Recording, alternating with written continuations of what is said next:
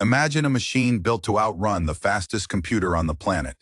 A machine designed to perform 2 quintillion calculations every single second. And then imagine being told it contains not one single chip from the company that basically invented modern computing horsepower. No NVIDIA, no AMD, not one GPU anywhere inside it. That is the claim coming out of China right now. And if it sounds like a contradiction, that is because it almost is.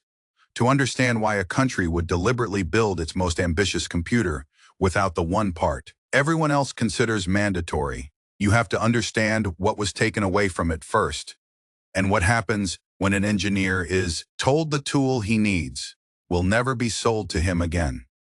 By the time this story is over, you will understand exactly what this machine is, why going GPU-free was not a compromise, but the entire point, why plenty of experts think the headline number is shaky at best, and what all of this really signals about where the global computing race is actually heading. Let us get into it. A supercomputer is never just one computer. It is thousands of individual machines wired together so tightly that they act like a single colossal brain, all chewing on the same problem at once. We measure that power in flops, floating point operations per second, which is really just a way of counting how many calculations the machine can chew through in one tick of a clock.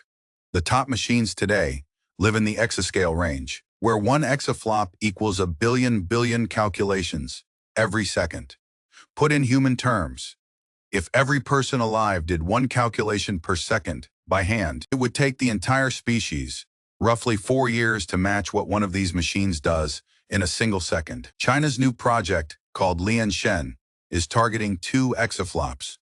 At that scale, the numbers basically stop meaning anything to a normal brain. They are just big. But these machines are not built for entertainment. They run the simulations behind nuclear physics. They model the climate decades into the future. They help design new medicines molecule by molecule. And they train the largest AI systems on Earth. Owning the fastest machine in the world is not a vanity trophy. It is a real marker of which nation can tackle the hardest scientific and strategic problems first. For the last few years, that crown has belonged to an American machine, and that record is exactly what China is now trying to take, using an approach nobody else would have chosen. To understand how unusual Lianshen really is, you first need to understand the machine it is trying to beat. The reigning champion is El Capitan, housed at the Lawrence Livermore National Laboratory in California, and it is a genuinely extraordinary piece of engineering with a measured, independently verified performance of about 1.8 exaflops. Hold on to that word, verified, because it is going to matter a lot later. El Capitan reaches that number using roughly 44,500 specialized chips that fuse CPU and GPU technology into a single package. GPUs sit at the heart of that design, and that is not unusual. It is the rule. Nearly every elite supercomputer on the planet leans heavily on GPU accelerators because GPUs have a strange superpower. They can run thousands of similar calculations all at once, in parallel, which happens to be exactly what massive scientific simulations and AI workloads demand. That single property is the reason NVIDIA became one of the most valuable companies in human history. The entire modern computing world quietly organized itself around one assumption, that serious horsepower requires GPUs, full stop.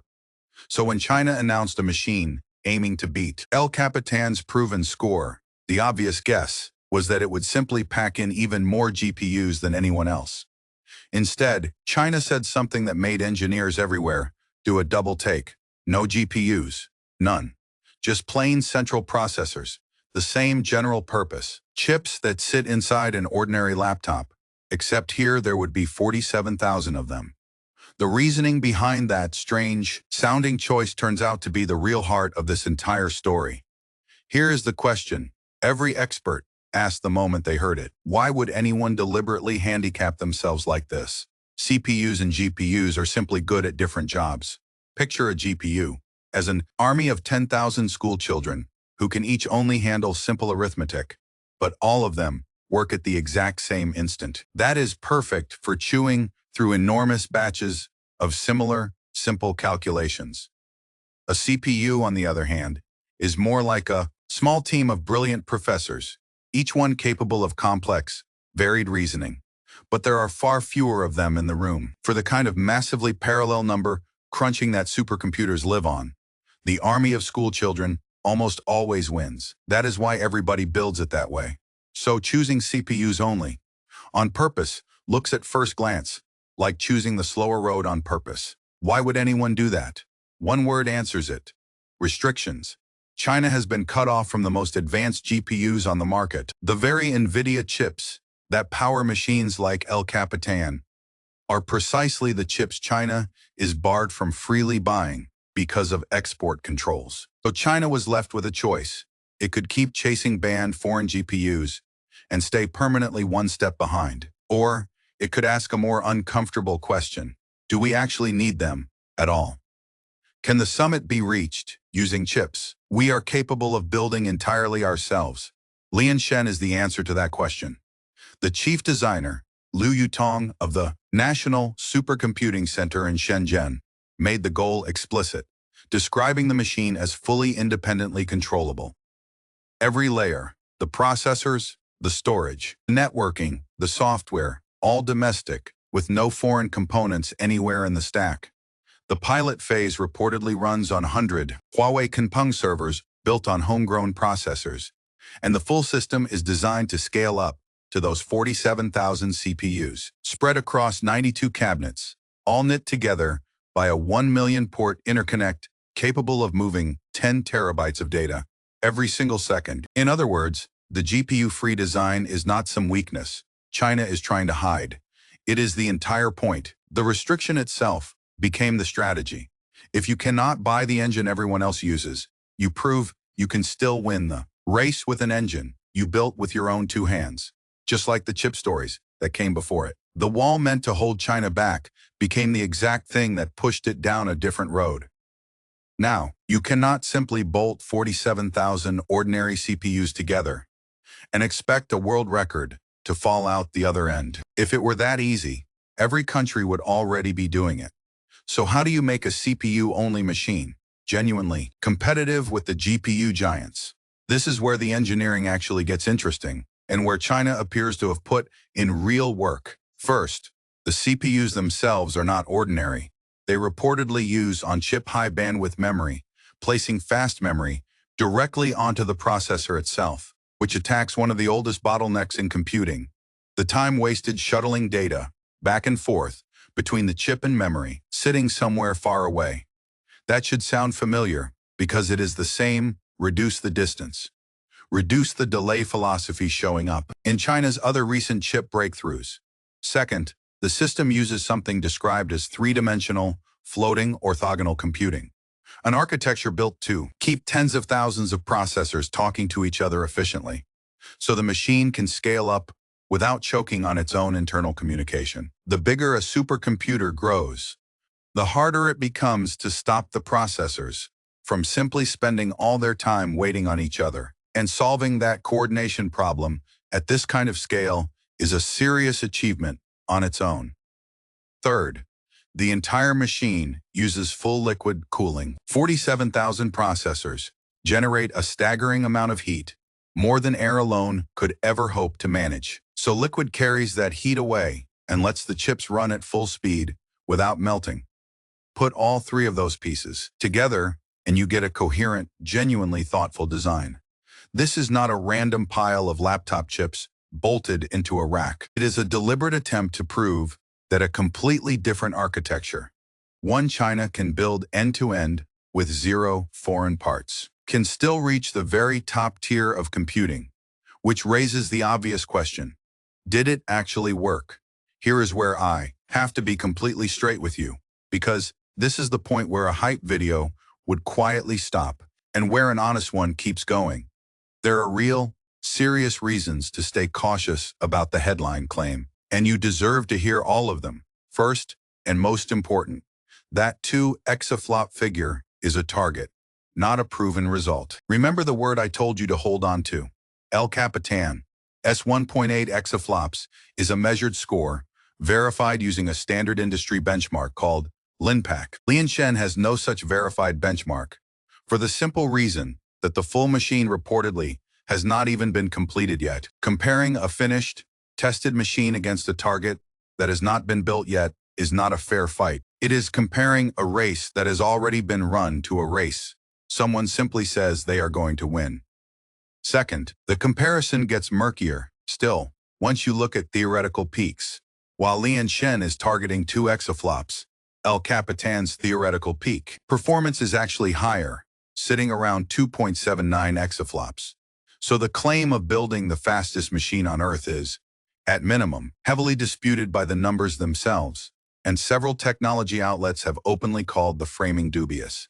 Third, there are real questions about the chips. China's domestic high-performance processor options are still relatively limited, and whether 47,000 of them can actually be produced, deployed, and coordinated to hit the target, possibly years from now, is far from certain. So, let me give you the honest framing. The version you will not get from the headline. China has not definitively built the fastest supercomputer in the world today. That specific claim does not hold up under scrutiny. What China has actually done is something more nuanced.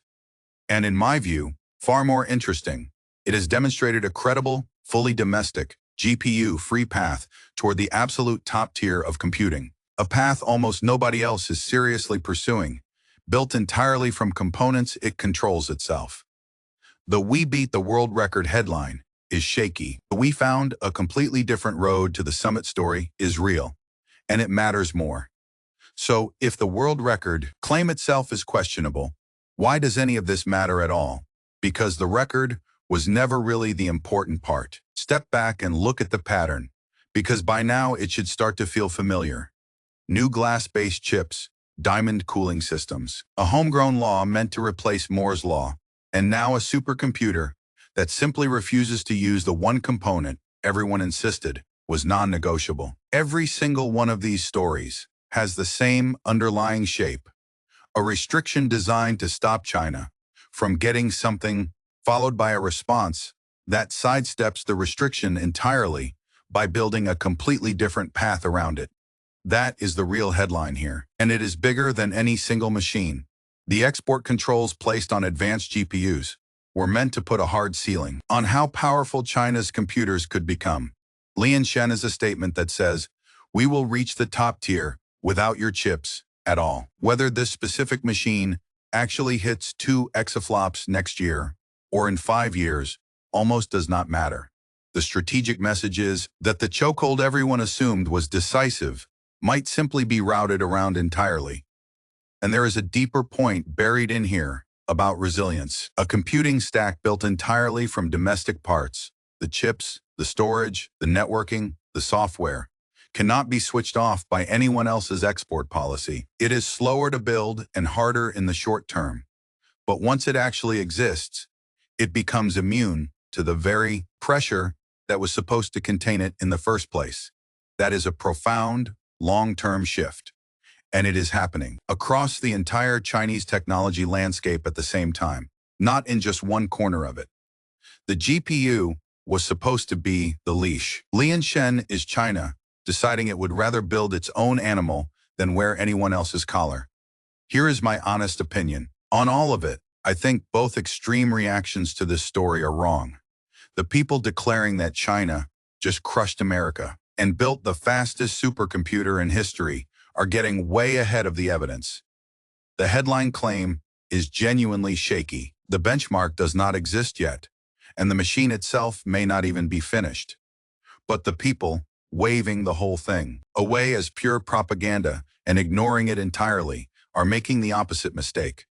And honestly, it is the more dangerous one of the two, because they are so focused on the disputed record that they are completely missing the real story underneath it. China is methodically proving that it can reach the frontier of computing without a single component the West controls. That is the thing that should actually make people pay attention, not the number, the independence. A restriction was put in place to create dependence and leverage, and the response was to engineer that leverage out of existence entirely. Even if Lianshen itself under-delivers on its promised number, the underlying approach, fully domestic, GPU-free, immune to export controls, is the template now, and templates outlive any single machine.